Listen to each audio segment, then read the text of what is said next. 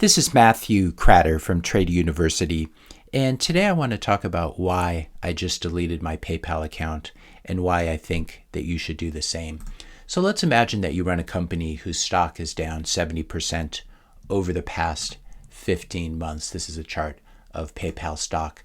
Now let's further imagine that your company is already widely hated for unfairly freezing people's money for the past decade or even more, even for the past 15 years or so. In fact, there are entire groups set up online that talk about how much they hate you, and they're very sad stories about people having their money frozen for no reason whatsoever for over a year. So you're the CEO of this hypothetical company. What do? Well, one idea would be to virtue signal to all your executive buddies and just go all in on wokeness and make people hate you even more. Do this. You can threaten to steal $2,500 from their PayPal account if it is involved in spreading quote unquote misinformation. And again, this is a very vague category that's at the sole discretion of PayPal to decide. So let's say that you're raising some money and you happen to have the phrase, only female human beings can get pregnant, which is pretty defensible from a scientific perspective, I think. PayPal has the right to debit your account for $2,500 for saying something like that. Now, what happens if you spread misinformation and your PayPal account happens to be empty? Well, then what they have the right to do is just take the money from a linked bank account. If you're finding this video helpful so far, I just ask you to hit that subscribe and like button. So this is not just a hypothetical scenario. This is something that just went out in the new user agreement from PayPal a day or so ago.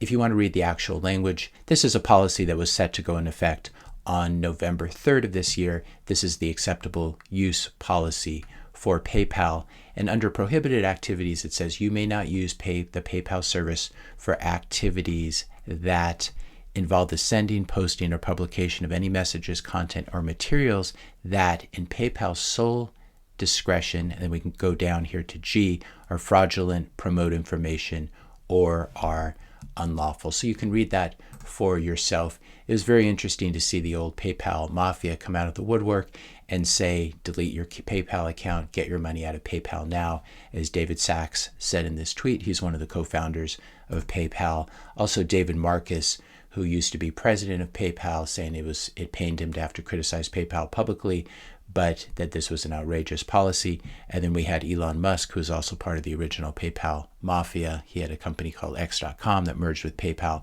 also coming out and saying that you should delete your PayPal account. So this is David Marcus, former president of PayPal. So I took their advice this morning. I just deleted my PayPal account. I'm still waiting for the final results. In the process, I would suggest if you decide to do this, and again, this is your decision to make, ask them to delete your PayPal account data in the process. And that's what I've done so far. Now, after doing this, I saw that PayPal is backtracking. They're saying they're not going to do this. And they're saying that this policy should never have gone out. This language was never intended to be inserted in our policy. And yet, strangely, it was inserted in their policy. So this is another example of big companies being completely out of touch and then panicking when people react to them. But PayPal already has such a bad reputation. I'm not sure how much worse this will make things. Besides, PayPal is something that at least I haven't been using. I use it probably once or twice a year. So canceling my account, as I did this morning, is not a huge it's not a huge burden. I think the problem with companies like this, where they do something really outrageous and then they say, we're not going to do it, trust us, you'll be fine, we won't fine you or freeze your account. Once you've destroyed trust in a company, it's very, very difficult to get it back. And so I personally don't care what PayPal says or does. I'm surprised I even had a PayPal account still open. I'd forgotten that I did. But this is not a trustworthy company, in my opinion, because they can always insert stuff in the language whenever they want. And then they have a history of treating their customers really badly. In the process, you might want to consider closing your Venmo account as well, because they're owned by PayPal. I don't use Venmo, so there's nothing to close. A lot of people have forgotten that PayPal was actually set up with a rather ideological libertarian vision. Here's an old sticker that you can buy on eBay and I remember these very well. I was closely involved with some of the founders of PayPal, but this was their slogan, the New World Currency. They started off, it was originally a service to beam money between Palm Pilots, and then it evolved to sending money over email. And part of this vision was to actually create a new global currency in the process. Luke Nosek confirms it here in this quote. We had a mission at PayPal, which was to create a new financial system, a new world currency, and we failed. We were a financial success, but we didn't succeed at the purpose of our company. So that's a little side note on PayPal's history and an indication of how far they have fallen from their original mission. It was essentially over once they were sold to eBay and all the really smart people left PayPal. And this leads me to wonder if only there were a digital way to send money, a new world currency that was permissionless, that was open to everyone, regardless of race or gender or net worth or nationality or politics or any ideological opinions, including medical opinions. And what if this digital way of sending money was also censorship resistant and could not be debased by central banks? Well, this is Bitcoin, of course, as you know, if you've been watching my channel for any length of time. So I'd encourage you, as part of deleting your PayPal account, if you decide to do that, to consider moving more and more of your life onto the Bitcoin network. There are apps you can use, like the Strike app, that allows you not just to send Bitcoin to other people, but also to send cash, to send US fiat dollars or other currencies. And what happens is those dollars are converted to Bitcoin, they're sent over the Lightning Network, and then they're converted to fiat on the other side of the transaction. Strike is a Bitcoin-only company run by Jack Mallers, who I think is a great guy.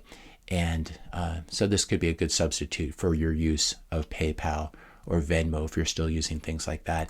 Another great app that's free that you can download is called the Moon app. That's Moon with 2 U's. This is a Bitcoin self-custodial wallet. So you hold your own keys and you can use this on your smartphone. You can use it to send Bitcoin over the Bitcoin network, over the base layer, and also over the Lightning Network. So these are 2 great ways to support Bitcoin and support the Bitcoin network and the Lightning Network. In closing, I just want to thank PayPal for the amazing Bitcoin campaign. And I think we'll see a lot more of this. Banks and fintech companies will keep treating their customers really badly. Altcoins will keep rugging their users. Everyone finds their way to Bitcoin eventually. Even people who didn't like it to begin with, they find that the political environment or the economic environment is forcing them into Bitcoin. And this is why Bitcoin is going to win the game of money. And it's going to be the only winner that's outside of the government-controlled CBDC system, which you're definitely not going to want to be part of. Because if you don't like PayPal, you're really going to hate it when the US government is PayPal, standing above you, taking taxes directly out of your CBDCs and censoring you and freezing your funds for saying political things that they don't like. If you found this video helpful, be sure to hit that subscribe and like button. Hit the notification bell if you want to be notified when I publish my next video. And let me know your questions and comments in the comment section below. Thanks a lot for watching, and I'll see you in the next video.